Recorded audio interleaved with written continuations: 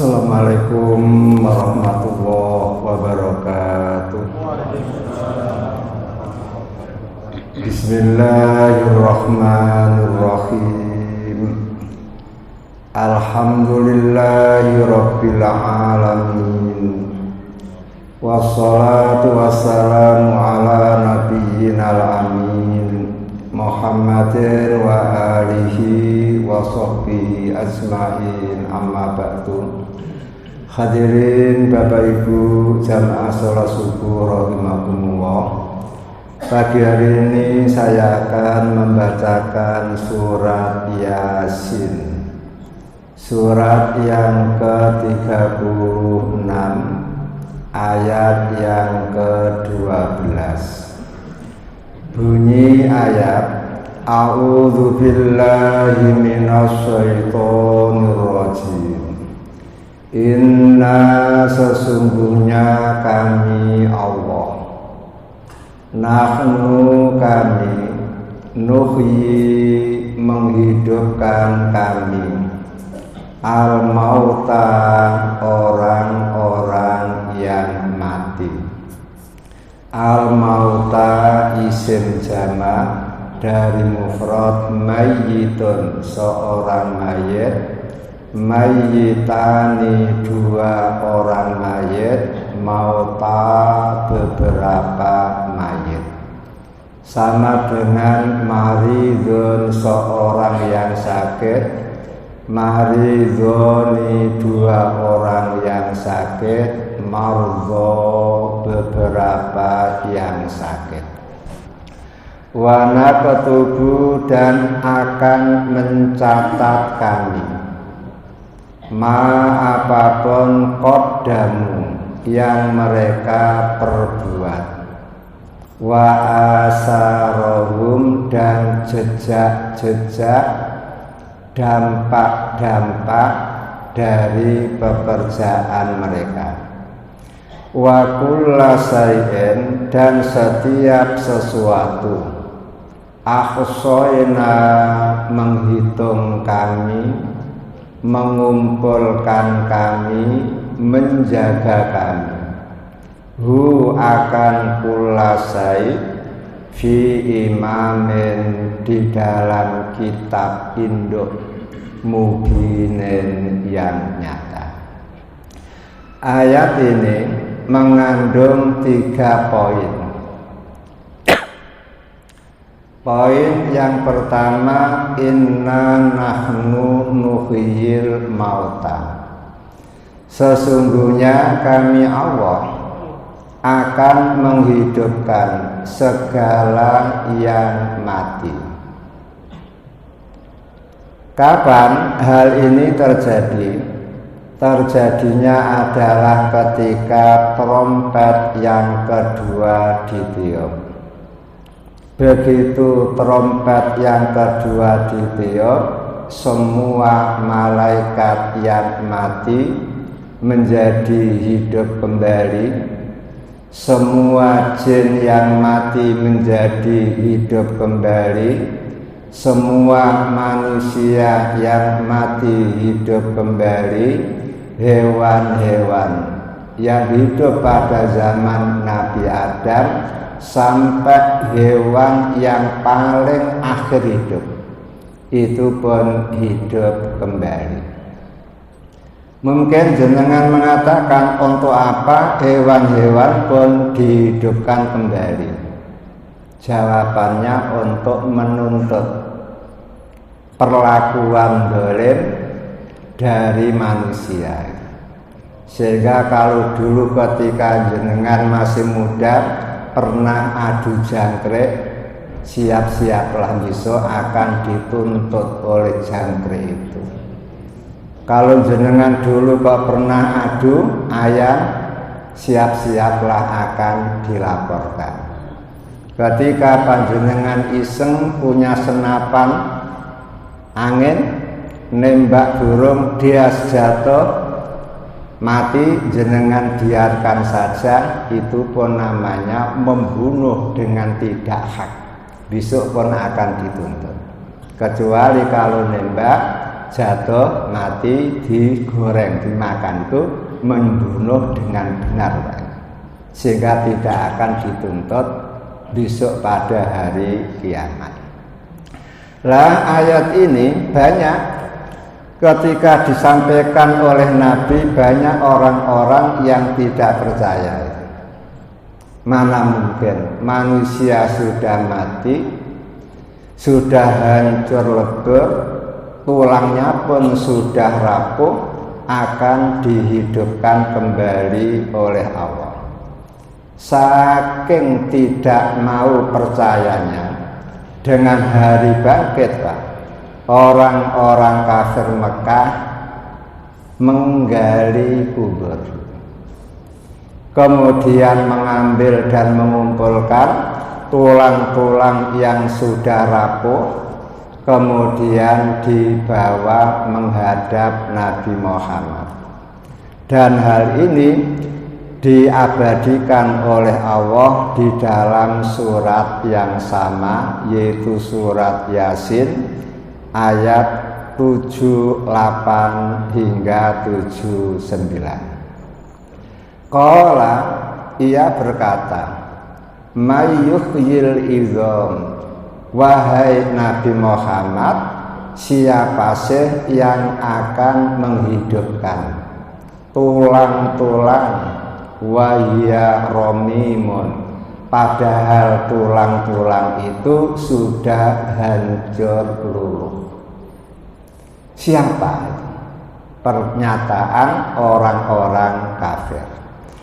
Kemudian Allah menjawab, kul, wahai Nabi Muhammad, jawabkan, yuhyihal ladzi ansa'aha awwala marrah, yang akan menghidupkan tulang-tulang yang rapuh itu adalah Allah yang menghidupkan manusia pertama kali. Berarti orang mati akan dihidupkan kembali. Kemudian siapa yang akan menghidupkan dan mampu menghidupkan? Ternyata dialah Allah yang akan menghidupkan kembali, dan dia pun zat yang menciptakan manusia pertama kali. Ini bukti keingkaran mereka. Kemudian mengapa mereka banyak yang tidak percaya dengan adanya hari bangkit? Ini macam-macam. Kalau orang kafir Mekah zaman dulu belum pernah mempelajari ilmu biologi Pak. Mereka hanya menggali kubur, kemudian mengambil tulang-tulang yang rapuh, kemudian ditunjukkan kepada Nabi. Mana mungkin keadaan manusia sudah seperti ini akan dihidupkan kembali. Sekarang berubah, orang-orang kafir banyak yang menjadi sarjana biologi. Mereka malah mengatakan manusia itu terdiri dari sel-sel kecil, kemudian ditumpuk-tumpuk oleh Allah, disusun-susun oleh Allah menjadi seperti ini. Apabila sudah meninggal dunia, maka sel-sel itu berpisah, satu dengan yang lain berpisah, kemudian pretel membaur dengan tanah. Lah setelah membaur dengan tanah Pak, di atas kuburan ada pohon pisang hidup. Maka pohon pisang itu akan menyerap saripati tanah. Di dalam saripati tanah itu mengandung sel-sel mayit gitu. Diserap oleh pisang. Kemudian pohon pisang besar ngentut keluar ontongnya. Kemudian besar sudah menguning, kemudian dipanen oleh penanamnya. Setelah matang Pak, dimakan. Sebagian dikirimkan kepada anaknya yang kuliah di Malang. Di sana dimakan teman-temannya. Berarti selnya orang PP lagi ngelencer ke Malang. kumpul dengan sel orang-orang malam. Kan sudah berjauhan. Mana mungkin keadaan semacam itu akan bisa dihidupkan kembali begitu. Jawabannya Pak, mereka lupa kalau Allah bisa menciptakan manusia dari bahan baku yang berjauhan. Coba jenengan makan rambutan Aceh, berarti yang dari Aceh. Makan apel Australia, makan pepaya California, makan durian Bangkok. Setelah jenengan makan, diproses oleh Allah. Sebagian jadi daging, sebagian jadi darah, sebagian jadi air mani. Lah, dari air mani inilah setelah sperma laki-laki ketemu dengan ovum perempuan, akhirnya masuk ke dalam rahim, disebut nutfah. Pertemuan sperma laki-laki, ovum perempuan. Setelah 40 hari berubah menjadi alaqah, segenggam darah. Namun kalau ahli embrio mengatakan bukan darah, tapi apa? Sebangsa cacing itu, yang berkembang 2 kali lipat, dari 1 menjadi 2, dari 2 menjadi 4, dari 4 menjadi 8, dari 8 menjadi 16 sampai penuh rahim itu, dan alaqah bergemantung. Setelah 40 hari berubah menjadi mudghah, segenggam daging. Setelah 40 hari di samping berubah menjadi tulang Pak, karena mengeras, daging itu mengeras menjadi tulang. Pada waktu itulah Allah baru meniupkan roh, kemudian ditentukan jenis kelaminnya, kemudian ditulis 4 hal: ajalnya, rezekinya, pekerjaannya, dan nasibnya. Setelah 9 bulan 10 hari lahirlah manusia. Loh, Allah bisa membuat manusia dari bahan baku yang sangat berjauhan. Sehingga kalau ada orang meragukan orang mati akan bisa hidup kembali, alasannya karena sel-sel dia sudah hancur semuanya, berserakan, berbaur dengan orang lain, juga berbaur dengan tanah, berbaur dengan pohon-pohon, mana mungkin bisa hidup kembali. Ternyata mereka lupa siapa Allah itu, yang qadirun, sangat amat maha kuasa. Sehingga Allah punya model sendiri. Ketika trompet yang kedua ditiup, roh manusia dalam genggaman Allah itu dilepas. Setelah roh manusia dilepas, maka roh itu datang bertemu dengan danabul ajbi, tulang ekor punggung. Itu yang tidak bisa rusak Pak. Walaupun dibakar tidak akan bisa dirusak. Sehingga itu ketemu. Setelah ketemu tumbuh, persis seperti biji-bijian yang ditanam di tepi sungai, langsung tumbuh, berbatang, berdaun, dan seterusnya. Manusia ya begitu. Ketika roh sudah ketemu dengan tulang ekor punggung, maka semua sel-sel itu datang, berdatangan, lalu membentuk seperti saya, membentuk seperti panjenengan. Itu sudah banyak difilmkan Pak.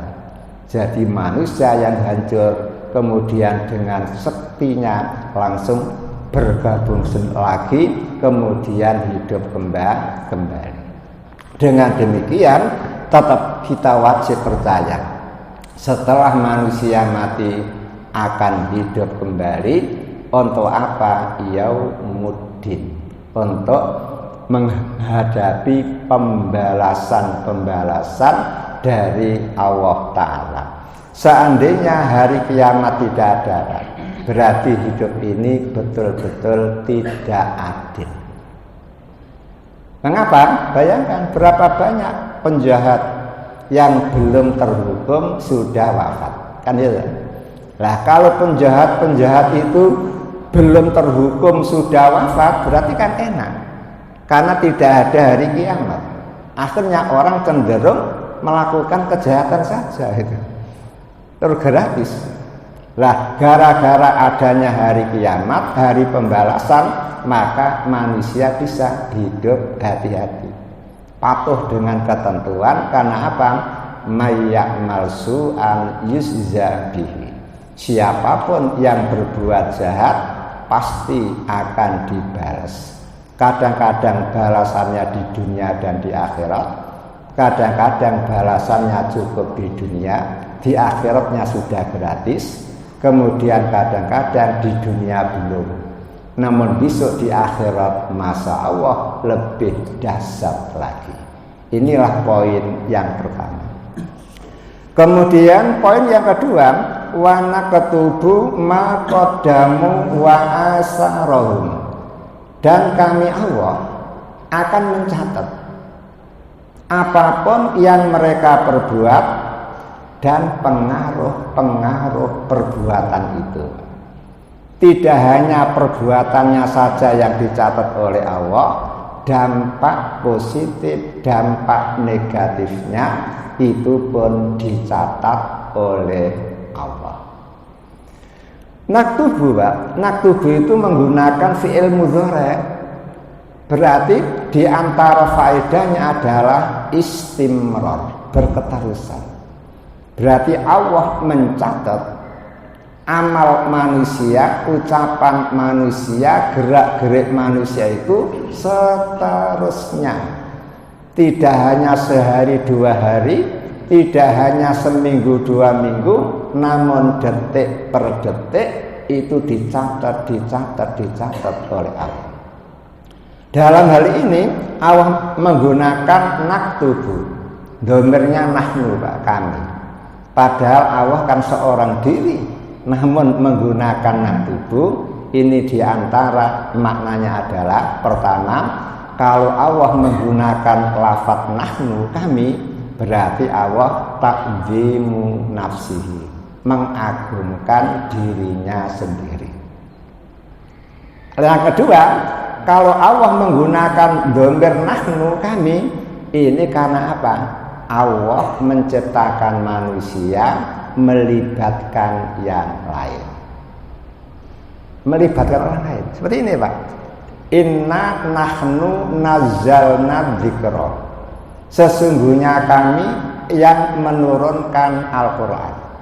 Mengapa Allah mengatakan nahnu kami? Karena Allah menurunkan Al-Quran itu melibatkan Jibril, sehingga Jibril yang mundar mandir. Kemudian Allah mengatakan inna khalaqnal insana min nutfatin amsajir. Kami Allah yang menciptakan manusia. Mengapa menggunakan kami?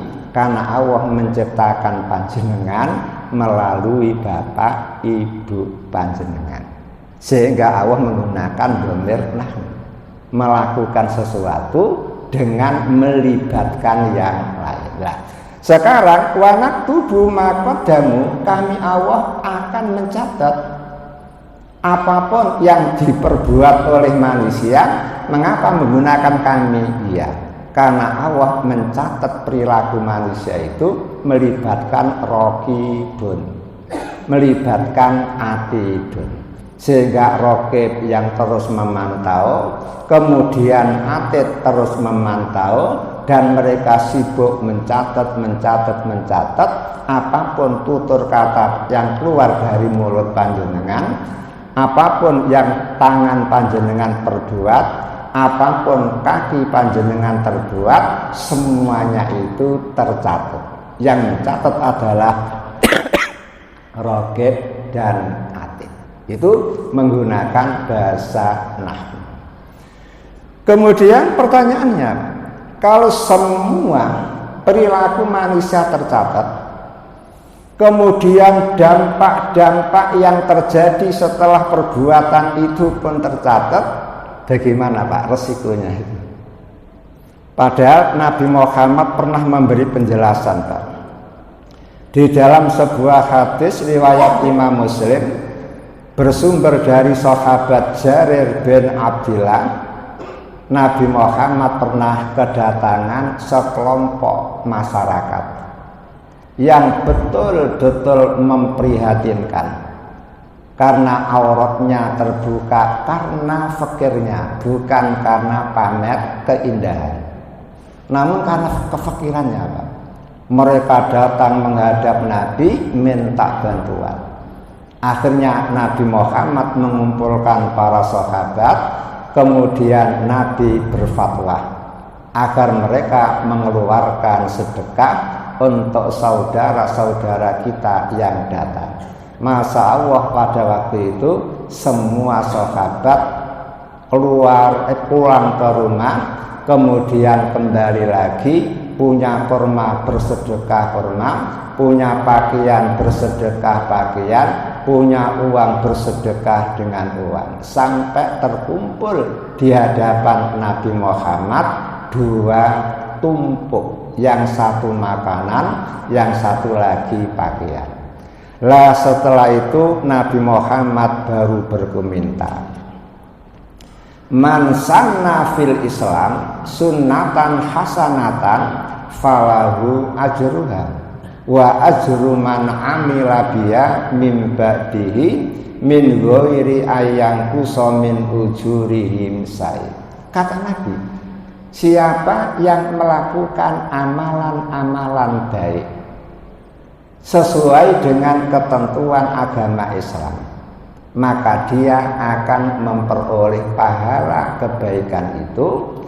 Dan apabila perbuatan dia ditiru oleh orang lain, maka yang ditiru dapat tambahan pahala yang sama. Kalau yang melakukan, yang mengikuti itu pahalanya 1000, maka yang diikuti, yang dicontoh ya 1000, tanpa mengurangi sedikit pun. Semakin banyak yang mengikuti, semakin banyak pahala orang yang diikuti. Semakin banyak lagi yang mengikuti, semakin banyak lagi yang diikuti. Ini kan yang luar biasa. Namun kebalikannya, wa man sanna fil Islam sunnatan sayyi'atan kana alaihi wizruha wa wizru man amila biha min ba'dihi min ghairi ayang kusamin auzarihim sai. Barang siapa melakukan perbuatan jelek di dalam Islam, maka dia dapat dosanya, menanggung dosanya. Dan apabila kejelekan dia itu ditiru oleh orang, maka setiap ada orang yang meniru, yang ditiru dapat tambahan pahala. Semakin banyak yang meniru, maka semakin banyak dosa-dosa dia, bukan pahala, dosa-dosa dia. Makanya Nabi Muhammad pernah mengatakan dalam hadis riwayat Imam Bukhari Muslim bersumber dari Ibnu Mas'ud, Nabi Muhammad mengatakan, laisa min nafsin tuqtalu zulman illa kana ala bani Adam al-awwal kiflun min damiha li'annahu kana awalaman sannal qatla. Setiap ada manusia yang terbunuh dengan keadaan zalim, maka Qabil anak Adam dapat kiriman darah. Artinya apa? Qabil dapat dosa. Padahal tiap hari berapa orang mati Pak, di Indonesia Pak? Berapa yang mati setiap hari sedunia Pak? Berapa orang mati di Palestina? Siapapun yang membunuh dengan keadaan zalim, maka Qabil dapat tambahan dosa, Qabil dapat tambahan dosa. Ini yang perlu diwaspadai. Makanya ulama-ulama kita menyimpulkan tuba liman mata walam yamut ajru. Sangat berbahagia, sangat beruntung orang yang wafat namun pahalanya tidak wafat. Sama ya? Orangnya wafat tapi pahalanya tidak wafat, tidak mati. Seperti sahabat Utsman bin Affan. Kalau panjenengan pergi ke Madinah sebelum mendekati Masjid Nabawi, di situ ada Funduk Utsman, Hotel Utsman kan? Itu milik sahabat Utsman. Lantai 15, setiap lantai 24 kamar. Kalau waktu seperti ini ramai orang-orang menggunakan Hotel Utsman. Waktu haji juga ramai, sehingga dihitung-hitung Pak, tiap tahun bersih itu Hotel Utsman itu mengumpulkan hasil 100 miliar real. Dan itu untuk kepentingan fuqara masakin, kepentingan anak yatim, kepentingan sabilillah. Coba Utsman wafat hingga sekarang sudah berapa tahun? Ternyata pahalanya terus tidak mati, mengalir dan mengalir. Kemudian ulama meneruskan, wailun summa wailun liman mata walam yamut wijru. Celaka buat manusia yang wafat namun dosanya tidak wafat. Orangnya mati tapi dosanya tidak mati. Karena apa? Mengalir. Mengapa mengalir? Karena ditiru orang, dipraktekkan orang, akhirnya semakin banyak yang mempraktekkan, yang dicontoh dapat tambahan dosa. Coba kalau yang sekarang ngeri apa tidak Pak? Jenengan kan pernah HP kan? Pernah jenengan buka-buka kemudian tahu ada laki-laki perempuan hubungan badan dengan keadaan telanjang bulat, tapi diviralkan, ya Pak ya. Baru memviralkan dia sudah dapat dosa. Kalau ada orang yang membuka, dia dapat tambahan dosa lagi. 1 juta orang buka, berarti 1 juta pula dia dapat tambahan dosa. Umpama dia sadar, kemudian tobat, kemudian apa? Dihapus aja. Yang terhapus kan HP-nya itu milik dia. Yang ada di tangan orang kan belum terhapus, sehingga terus saja dibuka. Orangnya sudah wafat, share-sharannya masih ada kan, kemudian terus dibuka. Semakin banyak yang membuka, semakin banyak kiriman dosa. Coba apa ndak ngeri? Itulah yang menyebabkan kadang-kadang mengapa orang sholat 60 tahun ternyata masuk neraka Pak. Mengapa? Ya karena amal baiknya Pak tidak ada yang jariyah, sementara amal jahatnya jariyah loh Pak. Bayangkan kan idza mata benu adama ing qata amaluhu.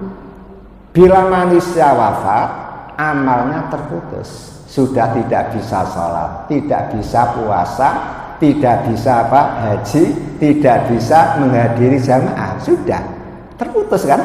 Berarti pancet, tidak ada tambahan sama sekali. Namun dosanya bisa bertambah. Karena apa? Diviralkan seperti tadi. Sehingga antara pahala yang dikumpulkan dan dosa yang terkumpul berat dan banyak dosanya.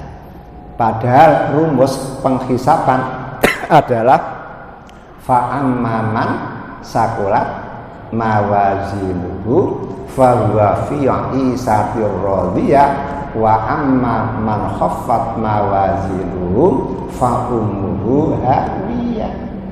Jadi besok setelah manusia kumpul di hadapan Allah, setelah kumpul Pak, baru ada yaumul qisas, hari pembalasan yang setimpal. Yang pernah berbuat zalim sama orang diselesaikan dulu. Yang pernah mengambil hak orang lain diselesaikan dulu. Setelah selesai baru yaumul mizan, hari penimbangan amal. Nah, rumusnya apa? Bila amal baiknya lebih berat daripada amal buruknya, maka fi isatin radiyah, dia hidup dalam surga. Surga adalah isatin radiyah, kehidupan yang menyenangkan. Dosanya yang tersisa diampuni karena kecil dan ringan, pahalanya karena berat membawa dia ke dalam surga. Namun begitu ditimbang fa'amma man saqulat khafat mawazinuhum fa ummuhu hawiyah, ketika amal baiknya ditimbang ternyata sedikit, sementara amal dosanya banyak dan berat, otomatis langsung dicampakkan ke neraka hawiyah. Hawiyah itu apa? Tempat yang paling dalam sekali. Saking dalamnya sampai batu besar dilemparkan ke neraka. Jatuh, turun, tahwi. Setelah sampai di Qariah, dasarnya apa? Itu memakan waktu sab'ina kharifan, 70 tahun. Kalau jenengan sarjana fisika monggo Pak dihitung. Batu besar kalau jatuh per menit berapa kilo ya?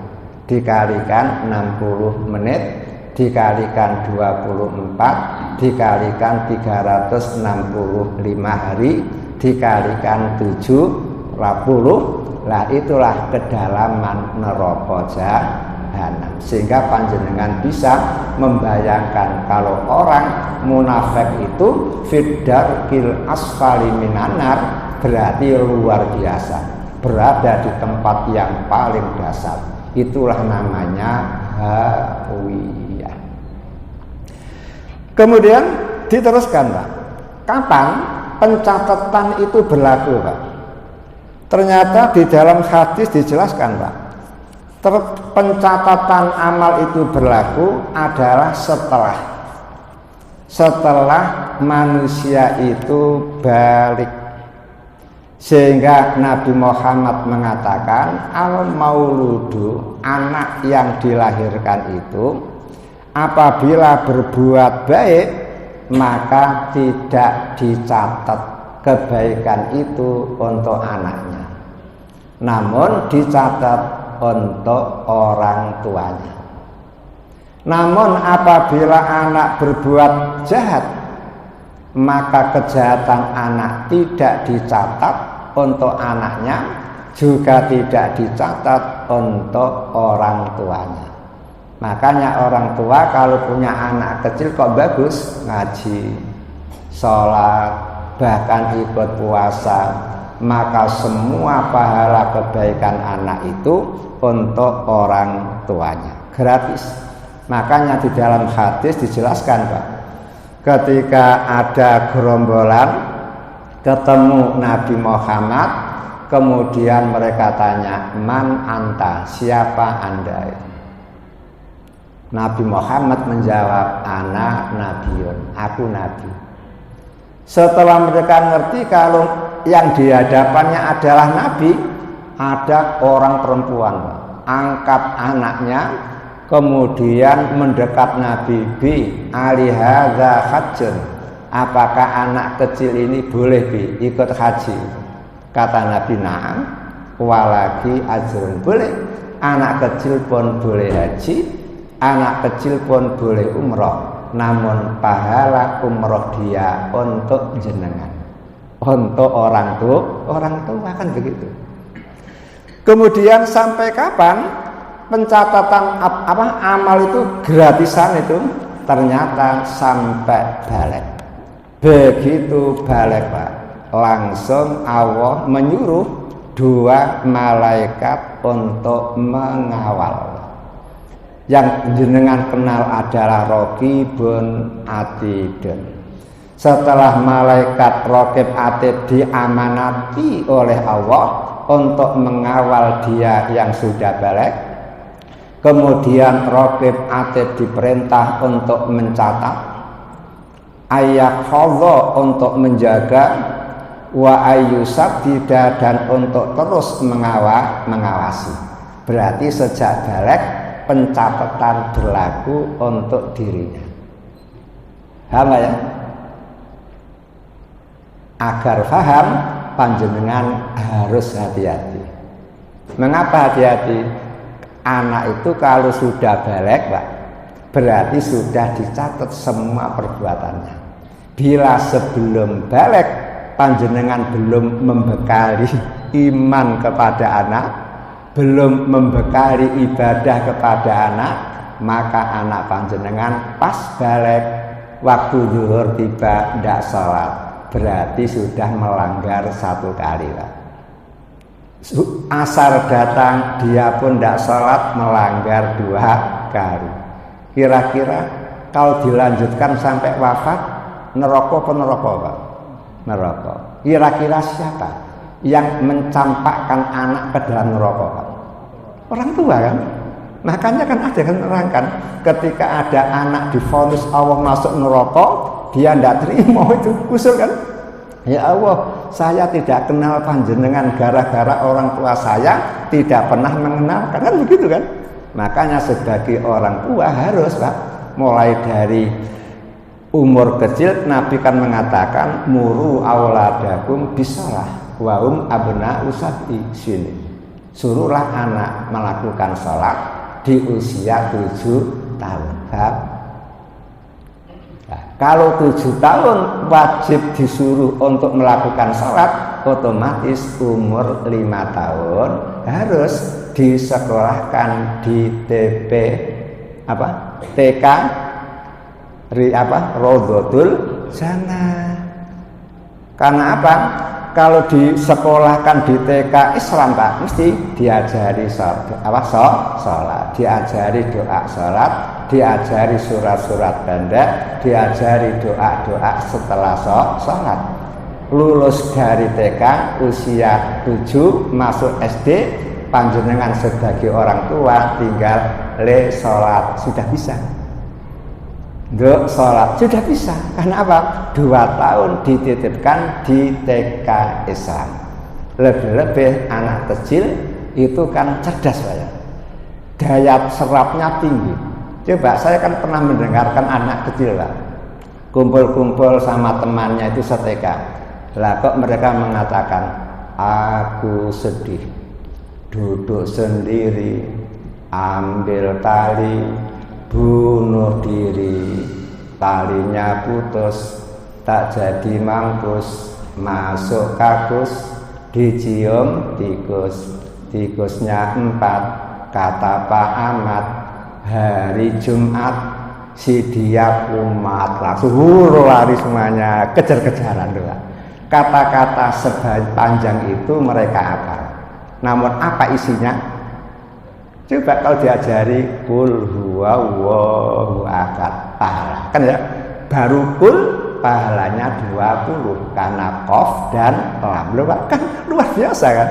Makanya sangat berdosa orang tua kalau anaknya sudah sampai balik belum mengenalkan tentang kewajiban sebagai orang Islam. Karena sejak balik sudah direkam oleh Raqib Atid, berbuat baik ada nilai pahala, kemudian berbuat jahat sudah ada nilai dosa.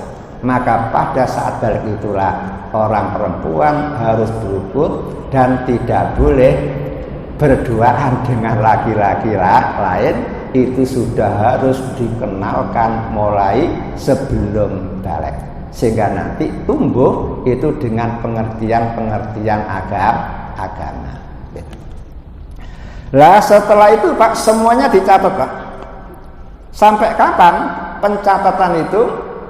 Pencatatan itu sampai trompet yang kedua datanglah. Kalau ketika wafat Pak, pencatatan masih berlaku loh Pak.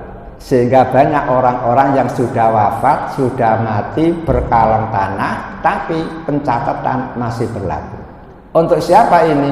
Ini Nabi Muhammad mengatakan di dalam hadis riwayat Imam Tirmidzi, sab'un tajri lil abdi ajruhunna wa huwa fi qabrihi ba'da mauti.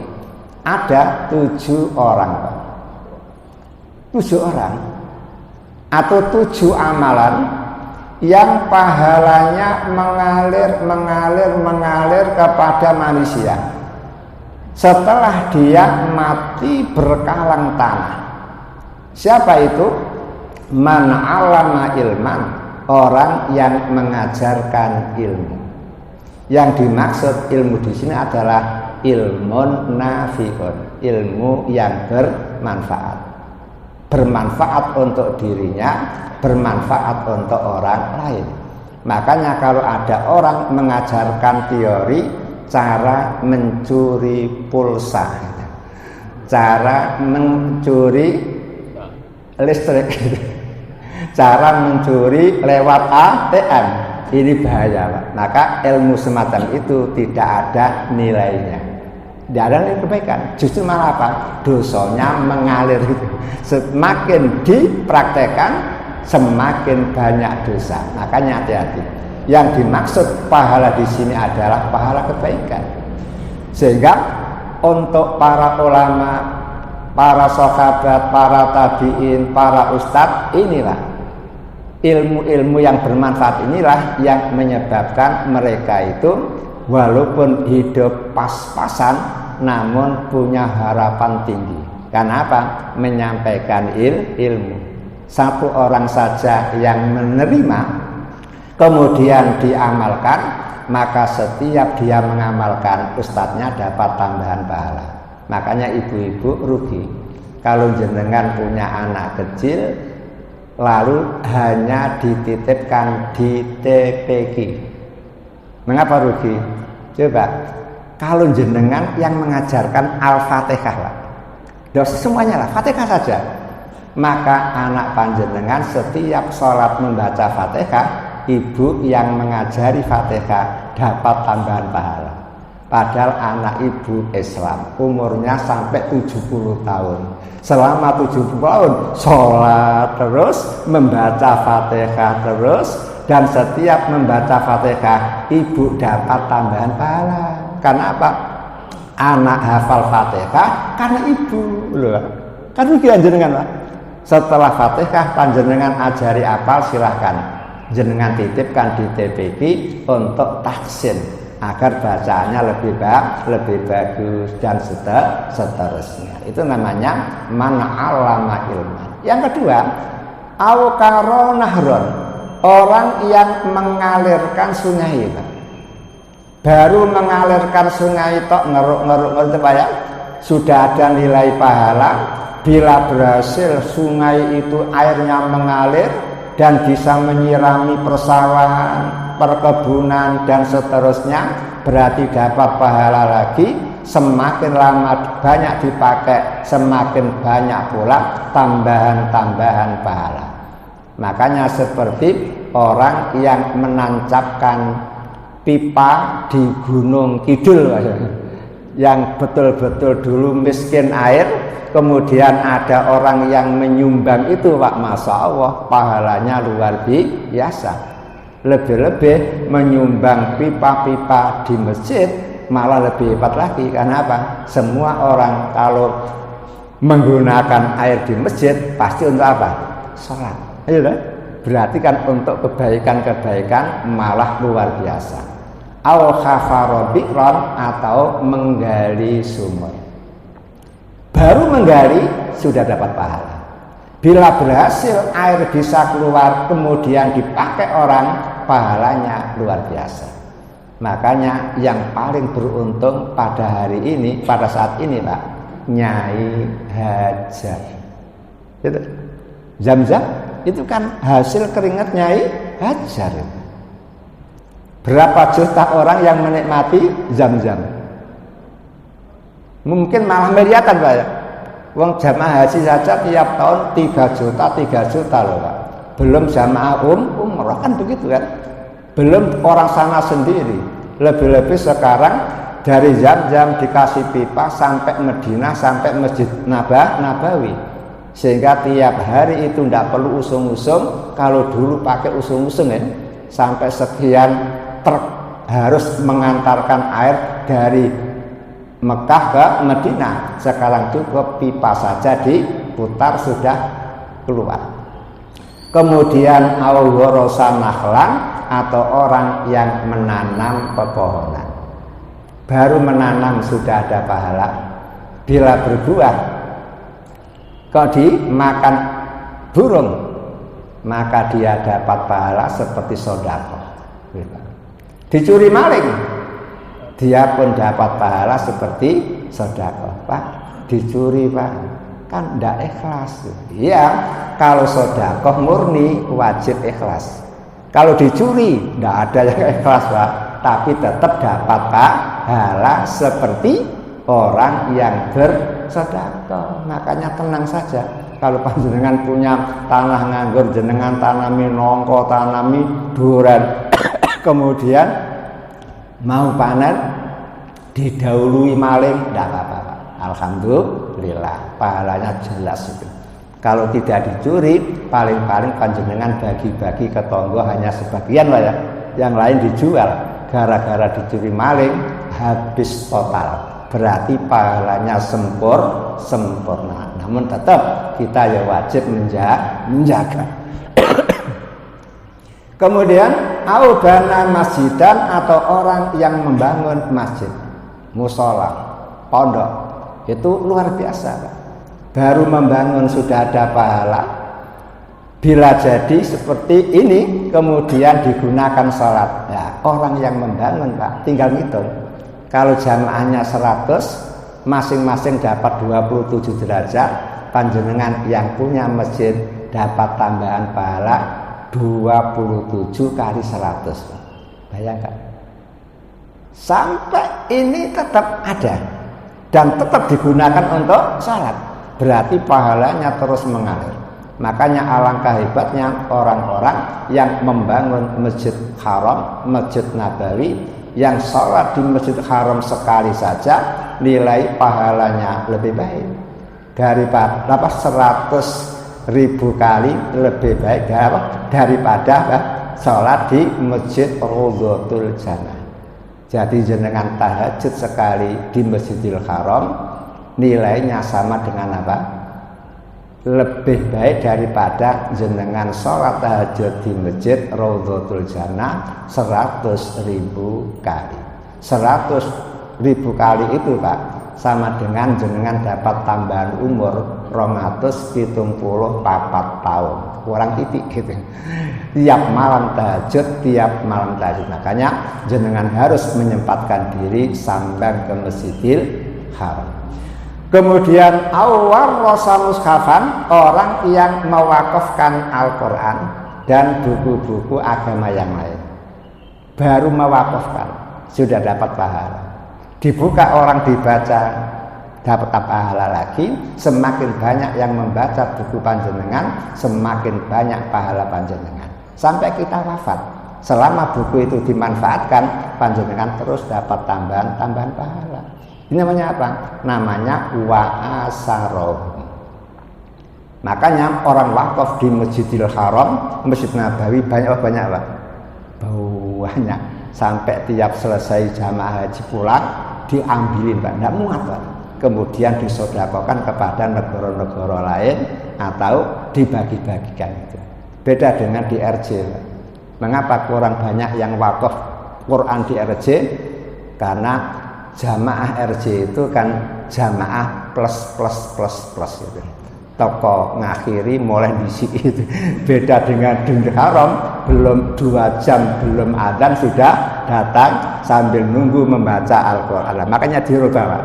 Datanglah ke sini 1 jam sebelum adzan, lalu manfaatkan untuk itikaf, manfaatkan untuk baca. Ini khusus untuk panjenengan yang sudah usia 60 Pak. Jadi 60 ke atas itu masjid harus lebih lama ditinggali daripada tinggal di rumah. Kemudian yang terakhir Pak, orang yang meninggalkan anak yastaghfirullah, yang selalu memintakan ampun untuk orang tua. Mungkinkah anak sembarang anak bisa memintakan ampun orang tua? Tidak mungkin. Kalau anaknya tidak sembahyang, mana mungkin akan sempat mendoakan orang tua kan? Makanya panjenengan harus berusaha punya anak yang soleh. Hadirin yang berbahagia, saya percepat. Lalu ada Pak, orang yang perilakunya tidak dicatat oleh Allah. Pertama, anak yang belum balik. Kemudian yang kedua, orang tidur. Orang tidur itu walaupun nyampluk kanan, nyampluk kiri, jejek belakang, jejek itu kan, walaupun menyakiti orang Pak, selama dia tidur gratis, tidak ada nilai apapun. Makanya zaman dulu ada kan orang Surabaya mimpi ngelindur, dia langsung berdiri ambil bendung, kemudian seleting celananya dibuka, kemaluannya dikeluarkan, diletakkan ini langsung dipotong, pelek itu. Lalu darah mumprat, baru jatuh, istri baru dengar suaminya guru-guru kesakitan, akhirnya bengok-bengok, kemudian tonggo-tonggo mendobrak, ternyata ininya mau putus. Dibawa ke Karambenjangan, di tengah jalan sudah wafat. Ingat itu? Ada kan seru di Surabaya? Saya baca koran itu kan, apal saya Pak. Nah, begitu itu Pak, kalau dia murni ngelindur berarti tidak ada masalah, tidak dianggap bunuh diri. Kalau dia orang Islam berarti tetap Islam, tidak akan masuk neraka karena dianggap bunuh, tidak. Karena apa? Ngelindur, tidur. Yang ketiga, majnun, orang gila. Orang gila pun apapun yang dilakukan tidak ditulis oleh malaikat. Namun ingat, bila gilanya itu sejak belum balik sampai tua tetap gila, maka besok akan ditempatkan di A'raf, pagar antara surga dan neraka. Kenapa? Belum punya iman dan tidak haram kafir karena gila sejak belum balik. Namun kalau sudah balik dan berislam, tahu-tahu gila sampai wafat, ya surga langsung. Namun apabila dia sudah balik kok tetap kafir, kemudian stres meningkat menjadi gila sampai tua, gila lalu mati, maka tempatnya neraka. Itulah 3 yang gratis. Hadirin yang berbahagia, karena waktu habis, sekian dulu, mari kita akhiri dengan doa kafaratul majelis. Subhanakallahumma wa bihamdika asyhadu an la ilaha illa anta astaghfiruka wa atubu ilaik. Walhamdulillahirabbil alamin. Wal afu minkum. Assalamualaikum warahmatullahi wabarakatuh.